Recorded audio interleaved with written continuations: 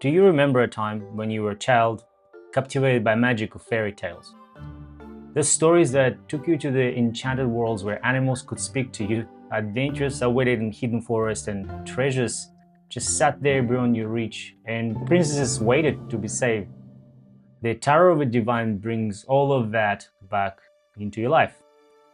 So this deck is a stunning collection of myth, legends, and fairy tales from every corner of the world. And today we're going to explore this magic deck in the detail and why this might be a perfect addition to your collection. Let's dive in. So Tarot of the Divine was published in 2020 by Clarkson Porter, which is part of the Penguin Random House.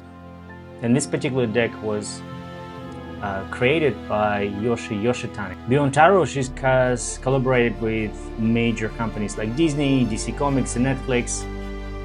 And this deck is a collection of stories around the world. And some of the stories may be familiar to you, like The Beauty and the Beast, while others are completely new, like some Japanese and Norwegian fairy tales, which I haven't heard about before. And the idea behind this deck is pretty simple, as you will see when we do a flip through. It takes the structure of traditional tarot decks like red and white, and then uses different stories for each of the cards. And it combines the archetypal energy of tarot with the timeless power of storytelling, given its very unique view on each one of those cards. And let me show you a couple of examples of the cards used in the deck, and just to give you an idea. So this is a Middle Eastern folklore story about the Julnar the Seaborn. And this is a tale from 1001 Nights, also known as Arabian Nights. And Julnar is a sea maiden. She's captured and sold to a human king. And despite her initial silence, she eventually starts talking and marries the king, and bringing prosperity and happiness to his kingdom. So in this story, is a symbol of harmony, fulfillment, and blending of different, seemingly unrelated worlds, like the ocean and the earth. And much like Ten of Cups in a traditional deck, represents joy and contentment in tarot. Another favorite of mine is the Devil. So this one is based on a white bear king Valemon. It's a Norwegian fairy tale, and this king is cursed to live as a white bear by day and a man at night. And he marries a princess who must endure different challenges to break this curse. And this story has themes of temptation, hidden truths, and the journey to break free from bindings, very similar to the Rider's deck with Devil card representation, where the couple of men and man can easily walk away and they struggle for liberation. The other one that I quite like is the King of Coins, and this is a story from Iran or Persia. This one here, the mythical creature, the griffin. So this creature has a body of lion and the head of an eagle, and it's a very prominent figure in Persian mythology. You probably saw a lot of them. Like we actually have a statue of a couple of griffins in a park where I live close by, and we're very far from the old kingdom of Persia. And this creature symbolizes wisdom, strength, and the insight and qualities that are very similar to the King of Swords in the traditional deck. And the dual nature of Griffin also is a symbol of balance of intellect and power, very similar of the traditional deck association with authority and clear judgment. So the other one that is of interest is this card here, the Moon. And you probably saw this card on the deck here. So this is a story from Japanese folklore, and it's a tale of the bamboo cutter. So it's of a celestial being that was found inside of a bamboo stalk. And and she grows out of the stalk into a woman with amazing beauty, attracting many admirers. But eventually she returns to the moon, her true home. And this story has themes of mystery and illusion and transient nature of life that resonates quite well with the writer's deck too. This one is probably one of my favorite stories, a story of Ha-Nu-Na, I hope I pronounced it correctly. And this one is from Iroquois mythology, from North American indigenous tribes. So the world turtle carries the earth on its back, and it symbolizes stability, support, and nurturing aspect of the king of coins, or pentacles. Then the last one is the Beauty and the Beast. This is probably a story familiar to you because it's quite common in the Western world. There were cartoons. I think Disney had one. It's actually a classic French fairy tale where love goes beyond appearances, and beauty's genuine affection for the beast breaks the curse and it transforms back into a prince. Now this is an interesting one because it moves away from a traditional lover's card, which for me represents a choice, and often choice between others and ourselves. With that, let's have a look what's inside of the box and what this deck has to offer. So the deck comes in a very sturdy box, and it's got a guidebook, which gives you interpretation of each card, and a couple of sample spreads and how to read it. And I'll go through how we would use this deck based on my experience with it so far. And we'll do a flip through, and then we'll have a look. I'll do a one card read at the end. All right. And let me know if you recognize any of those cards. Maybe something you knew when you were a kid, like me. Recognize some of these. Maybe something that you've heard about. All right, starting with the Fool, the Mermaid, the Magician, the High Priestess, the Empress. And you can see with this deck how Disney-like, almost like fairy tale it's like. The Hierophant, the Shaman Lady, the Lovers that we're already familiar with, the Chariot, Prince carried by two giant fish, the Strength card, the Hermit.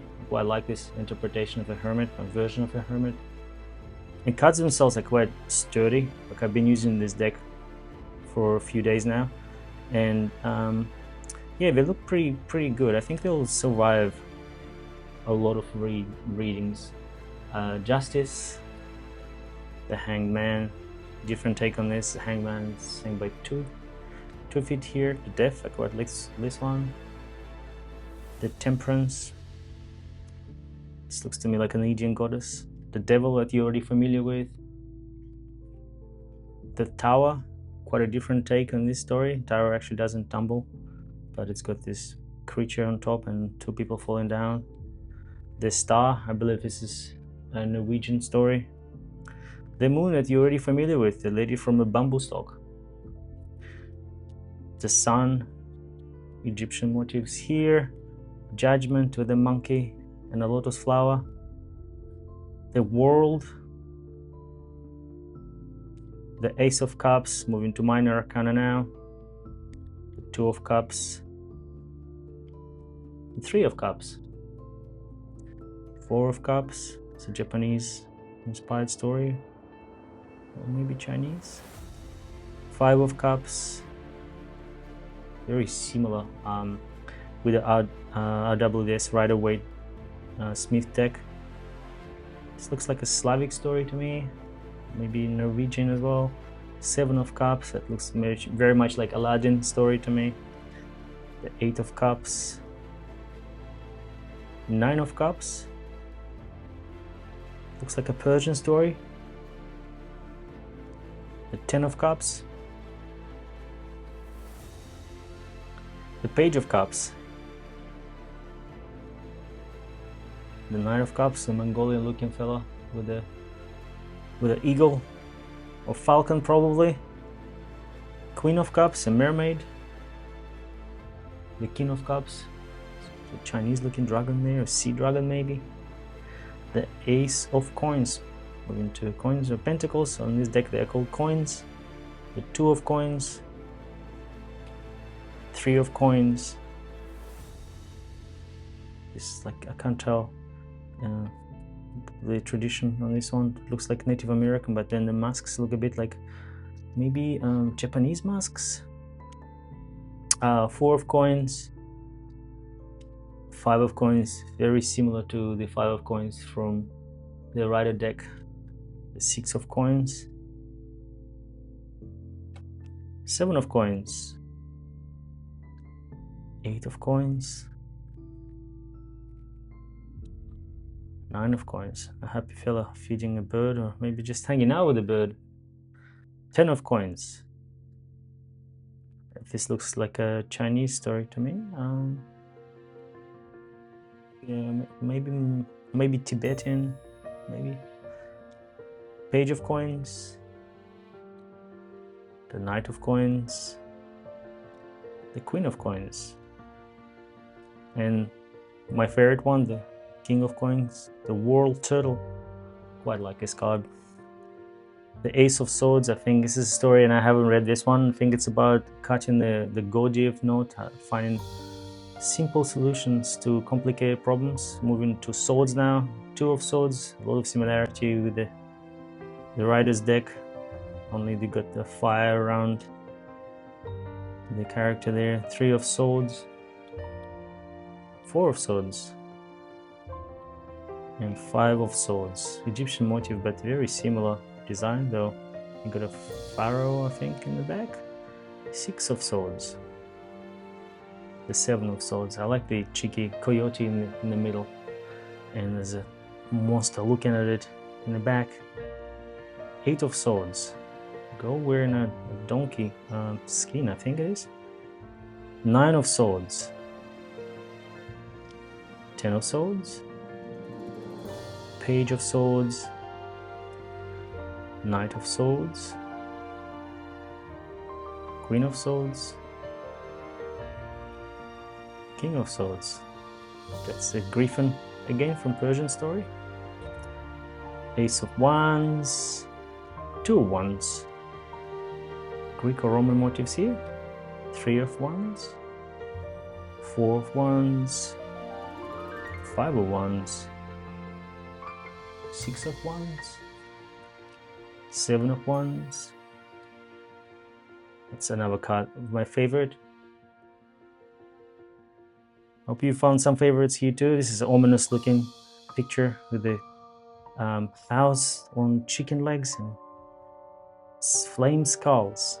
Ten of Wands, Page of Wands, the Knight of Wands, Queen of Wands, and finally the King of Wands. So the beautiful peacock finishing our flip through. So now we're gonna do a one card read and I'll share with you what I think about this deck so far and who the deck is for. Cards are quite a good size just to keep it in hands. They're big enough to make it easy to shuffle, but not too big so they fall out of your hands.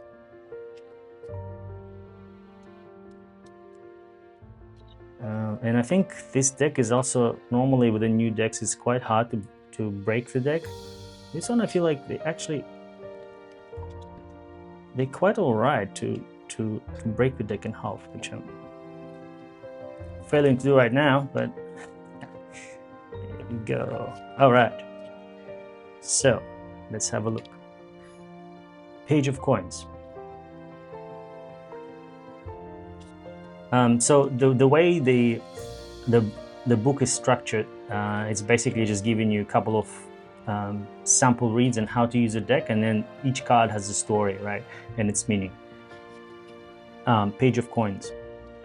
So we're here, and okay, so this is a story from Sweden, Yavi Nieda. the summit deity. The Page of Coins welcomes to the beginning of spring and summer, a fresh start, the end of darkness. Be we near that represents hope, setting up solid foundation and mental wellness. She is grounded and anticipates a bright future. We're only doing upright reading, so this is setting goals, loyalty, positivity, opportunities, manifestation. So, so who is this deck for? I would say that this deck is probably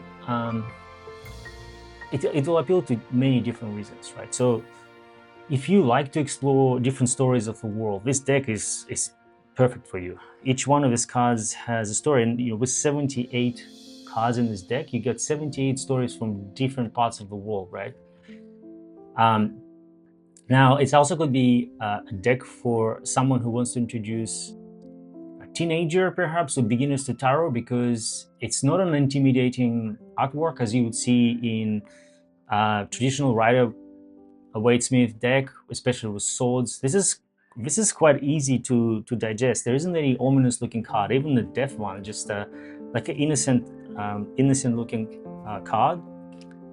Now, similar with traditional stories, with the archetypal images of traditional tarot, this deck has potential for archetypal stories in human culture, very similar to a hero story, right? And it may be good to connect and find a different interpretation of familiar stories to you. Now, what I will say though, this deck is not beginner friendly, just because it's got a lot of complexity. Each one of his stories come from a completely different part of the world, and not always, if you look at the deck, for instance, you cannot tell, like this one, Judgment, it wouldn't tell you straight away what we're looking at, right? Thankfully, you have a companion book, which is easy to go through. Now, it's not a huge book, and what I found out is that there is actually a companion book called Beneath the Moon, published by the same author, and it works as a supplementary material to the deck where you can go and explore these stories in depth. You can also search for them online, right? You can find them. But I would say that to master this deck without looking at the meaning of a card, because it's very hard to say, like, sun, probably you can guess what it is here, the moon. But in the Nine of Swords, I think you will struggle to find the meaning of this, right, unless you go and have a look. Maybe this one is okay, but then some others is quite difficult to interpret it. So you would have to go and look up the stories in the guidebook, or you need to do some research for it. So that's my take on it. But definitely, if you're already on a tarot journey and you're looking for another deck in your collection that is quite unique, has a very user-friendly, any age-friendly imagery in it, and then you can explore more if you like reconnect with childhood, I think it will be a really good deck for you. It's also sitting in a good side of a budget for the quality you get from this. I hope you enjoyed this. This is Luna Code Tarot with Jay. If you want me to review a particular deck that you've been eyeing out to buy, let me know in the comments, and I will see you in the next one.